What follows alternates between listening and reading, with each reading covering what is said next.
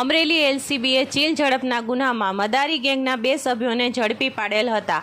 આ ગેંગના ખાસિયત એ હતી કે એક સભ્ય સાધુનો વેશ ધારણ કરી રાહદારીઓને વિશ્વાસમાં લઈ તેમની પાસેથી રોકડ તેમજ સોનાના દાગીનાની છેતરપિંડી ચીલ ઝડપ કરતા હતા.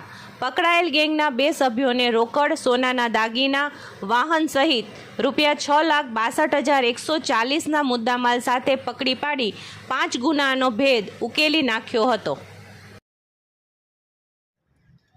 ગઈ તારીખ 14/7/2024ના રોજ કાળુભાઈ ટપુભાઈ વાઘ ફરિયાદી છે, એમના દ્વારા પીપાવાવ મરીન પોલીસ સ્ટેશનમાં એક ચીલ ઝડપની ફરિયાદ દાખલ કરાવવામાં આવી હતી. દરેક બનાવને અમરેલી જિલ્લા પોલીસ બહુ ગંભીરતાથી લે છે. એના ભાગરૂપે અમરેલી એલસીબીની જુદી જુદી 3 ટીમો બનાવવામાં આવી હતી અને આ ગુના ડિટેક્ટ કરવાના પ્રયાસો ચાલુ કર્યા હતા. આ જે ગુના છે એને ડિટેક્ટ કરવામાં અમરેલી જિલ્લા પોલીસને સફળતા મળી છે અને મદારી ગેંગના 2 સભ્યોને પકડી પાડવામાં આવ્યા છે. આ જે 2 સભ્યો છે, શાયરનાથ ઉર્ફે ગટર કનાનાથ પરમાર,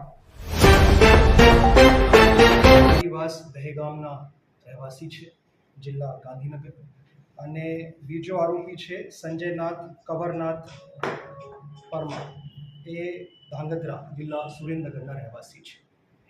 તો આ 2 આરોપીઓની ધરપકડ કરવામાં આવી છે અને પીપાવાવ મરીન પોલીસ સ્ટેશનના ગુનાની સાથે સાથે 4 રાહદારીઓ જે હોય છે રોડ ઉપર, આ લોકોને વિશ્વાસમાં લઈ પહેલાં ₹100 આપે છે અને મેઇન જે આરોપી છે સાવન, એ નાગા સાધુના ભેષ ધારણ કરી લે છે.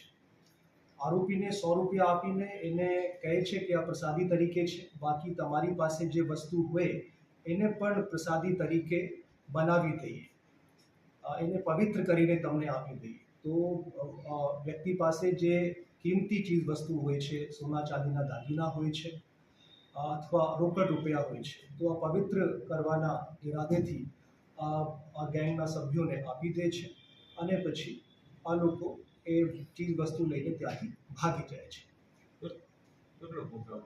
ટોટલ મુદ્દામાલ રોકડા 20,000, સોના ચાંદીના દાગીના પણ કબજે કરવામાં આવ્યા છે અને એક સ્વિફ્ટ કાર, એ ટોટલ મળીને 6,62,000ના મુદ્દામાલ કબજે કરવામાં આવ્યા છે.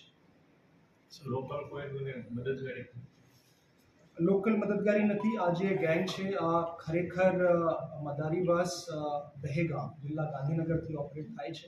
જે મેઇન આરોપી છે એ સાવન, કાલે જ્યારે અમને સૂચના મળી હતી કે આ એક શંકાસ્પદ ગાડી રાજુલા વિસ્તારમાં ફરે છે, આમાં 4 સભ્યો ફરીથી આ ગુના કરવાના ઈરાદેથી આ વિસ્તારમાં ફરતા હતા. આમાં 2 આરોપીઓ ત્યાંથી ભાગી ગયા અને 2 આરોપીઓની ધરપકડ કરવામાં આવી છે. જે મેઇન આરોપી છે સાવન છે, એના વિરુદ્ધમાં પહેલાં પણ 5 જેટલા ગુનાઓ જુદા જુદા પોલીસ સ્ટેશનોમાં ગુજરાત રાજ્યમાં દાખલ થયા છે.